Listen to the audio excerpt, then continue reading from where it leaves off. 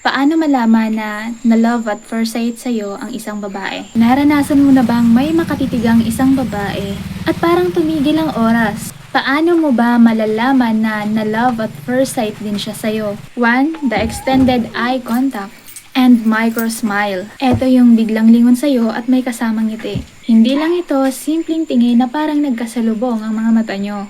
Iba ito.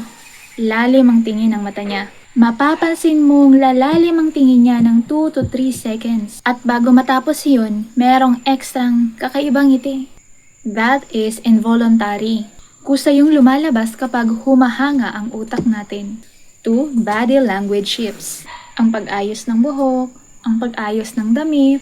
Napansin mo ba nung makita ka niya, bigla niyang hinawi o inayos ang buhok niya? Inayos ang damit at inayos ang tindig niya. Kapag ang isang tao nakakaramdam ng instant attraction, otomatikong mag-i-improve ang kilos at posture niya para maging presentable agad sa'yo.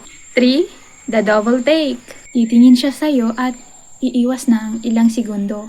Pagkatapos, lilingon siya ulit sa'yo. Para siguraduhin, tinitingnan mo rin siya. Kapag nangyari yon, hindi yun tsamba. Love at first sight doesn't mean na forever. Pero, yan ang nagbubukas ng pinto. Nung nangyari sa'yo to, nag-take action ka ba o hinayaan mo lang?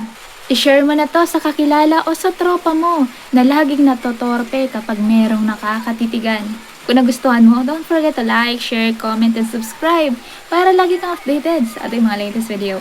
Thank you so much! Bye-bye!